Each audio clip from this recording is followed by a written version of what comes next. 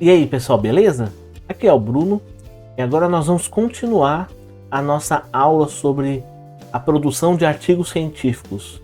Nós vamos começar agora com o resumo. Então, fique atento, vai ser uma longa jornada, mas muito proveitosa. Então, fique comigo e vamos. O resumo. O que é o resumo nesse contexto? É ele que seria o chamariz do artigo. É o primeiro elemento, além do título, obviamente, que vai ficar à disposição de outros pesquisadores, dos leitores, para ser lido. A partir do resumo, o artigo vai ser lido, um pesquisador vai ter contato com ele, e ele é decisivo para que a leitura continue. Então, se o resumo não for assim, não atrair o interesse do leitor, então, a partir daquele momento, ele vai parar de ler e vai descartar o artigo. Agora, se ele se interessar não só pela temática em si, mas na forma como ele é elaborado, nos dados que ele contém, ele sim pode atrair esse interesse e sim se tornar a fonte, a base de futuras pesquisas. Então, por isso, o resumo é um elemento importantíssimo na elaboração do artigo. Ele tem que ser muito bem cuidado, não é uma mera formalidade, mas assim, é um chamariz fundamental por todos esses elementos. Ele mostra já logo de cara do que se trata o trabalho, quais são os fundamentos em que ele foi constituído. Talvez, assim, dependendo da revista, ele já pode sugerir que contenha dados relacionados com as conclusões, com a discussão dos resultados, enfim, antecipar essas conclusões. É por esses elementos que eu disse, que o resumo precisa ser trabalhado com bastante cuidado, de responsabilidade. Ele precisa ser realmente levado muito a sério, porque é a partir daí que o seu artigo vai ser ou não ser lido, vai ser ou não ser utilizado em outras pesquisas. Então, o que constitui um resumo de um artigo? Ele deve conter a apresentação concisa do artigo, destacando as informações de maior importância, a justificativa da escolha do tema, assim, por que esse tema, e para que também, os objetivos, procedimentos metodológicos e conclusão, ressaltando a contribuição científica deixada. Como eu já disse, então, olha só a importância do resumo. Ele deve constar tudo, evidentemente, de uma forma bastante simplificada, concisa, mas suficientemente clara, suficientemente definida para justamente qualquer pessoa ter condições de avaliar a partir do resumo do que se trata o texto, e a partir daí continuar ou não a leitura. O resumo permite avaliar o interesse do artigo, prescindindo de sua leitura na íntegra. É o que eu disse. Se o artigo não se mostrou interessante, ele já vai ser descartado a partir da leitura do resumo. Se ele se mostrar interessante, o pesquisador, o leitor, vai continuar e, quem sabe, utilizá-lo em suas pesquisas. Deve conter no máximo 500 palavras. Em geral, os periódicos adotam limites menores, como 100, 150, 250. Até por conta do espaço, os resumos costumam ser bastante curtos, então entre 150 e 250 palavras, às vezes menos que isso. 500, que é um limite que eu coloquei aqui, é mais considerando os trabalhos maiores, como dissertações e teses, né? Agora, em artigos, dificilmente passa dos 200, 250.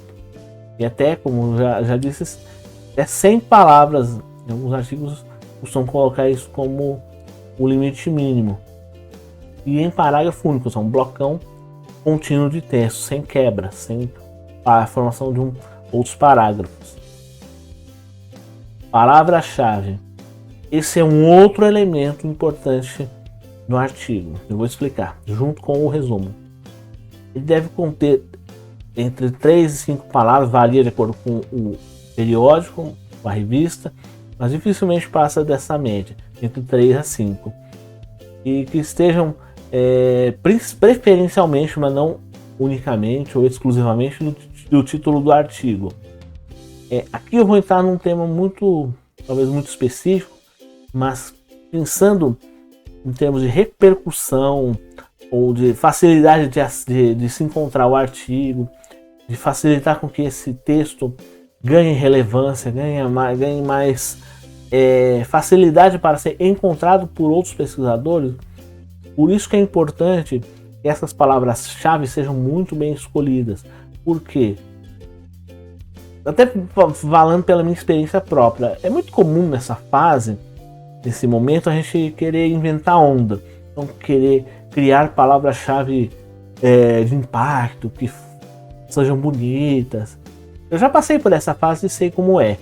E vejo isso muito também nos artigos que eu costumo revisar, tanto de alunos como de professores. E há uma certa preocupação em querer fazer palavras-chave assim, que acabem sendo mais impactantes, assim, um critério totalmente subjetivo. Eu acho que essa palavra tem a ver com o artigo, vou colocar. Mas, considerando que atualmente nós temos bases de dados, ou seja, são sistemas que hospedam, que compilam artigos de várias revistas, são bases de dados enormes. Você ter palavras muito pouco comuns, palavras até mesmo exóticas ou muito exclusivas, você vai dificultar a busca, a procura desse artigo por outros pesquisadores. Por quê? Porque é uma palavra tão diferente, é uma palavra tão pouco usada, que ela vai acabar ficando no fim da fila. Ela não vai ter prioridade, enquanto palavras mais comuns, que tem a ver exatamente com o artigo, mas são termos mais usados, termos mais consagrados, eles tendem a facilitar a busca. Então, quanto mais comum, quanto mais limitado, assim, quanto mais limitado o léxico das palavras-chave dentro de uma área de conhecimento, é mais fácil do seu artigo ser encontrado. E é por isso que muitas revistas exigem a consulta desses chamados descritores.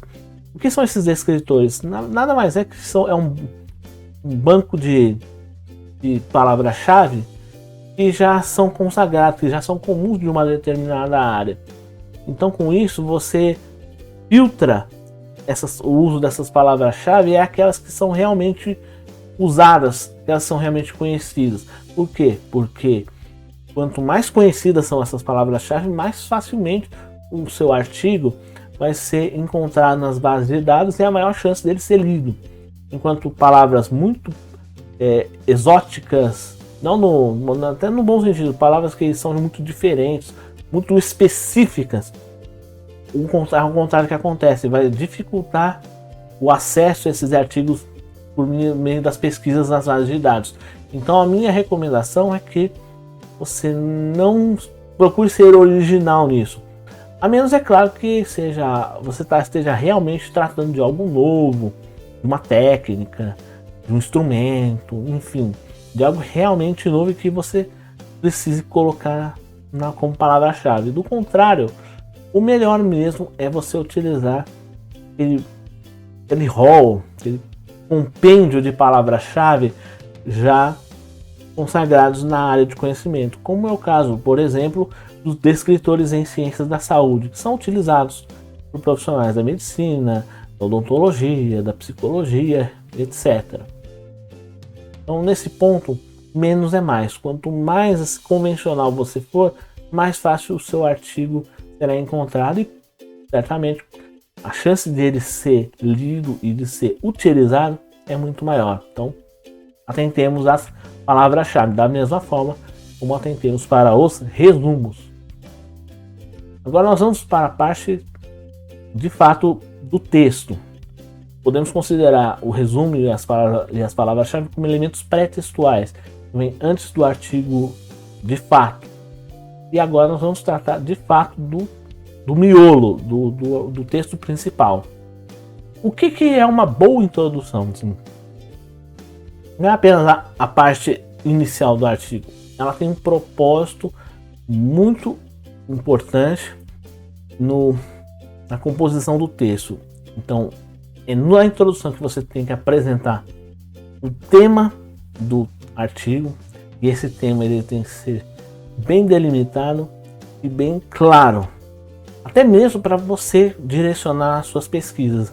Temas muito vagos, muito abrangentes, dificilmente vão gerar bons artigos, ou dificilmente vão gerar boas pesquisas, porque é amplo demais. Quanto mais amplo um objeto, mais tempo você vai levar para chegar a algum resultado. Quanto mais específico você for, menos tempo você vai levar. E certamente os seus resultados serão muito mais produtivos e interessantes. E consequentemente a sua pesquisa tende a ser bem sucedida. Na introdução também você justifica os motivos que levaram à seleção daquele tema. Então por que eu escolhi tal tema e justifica e explica as razões da pesquisa. Então você já vê aqui, a introdução contempla a escolha do tema e uma seção que é muito comum, um tópico muito comum e necessário nos projetos de pesquisa e nos trabalhos acadêmicos de modo geral é a justificativa. Então, assim, para que eu estou pesquisando tal assunto? Ou para que eu escolhi tal assunto, tal tema? É aqui que você vai explicar. E também outro elemento fundamental que é o objetivo. Então, qual o propósito do meu trabalho? Onde eu quero chegar? É aqui que eu coloco. Então, esse conjunto do tema com a justificativa do porquê eu quero pesquisar e para que eu quero e aonde eu quero chegar é que compõe esse elemento fundamental.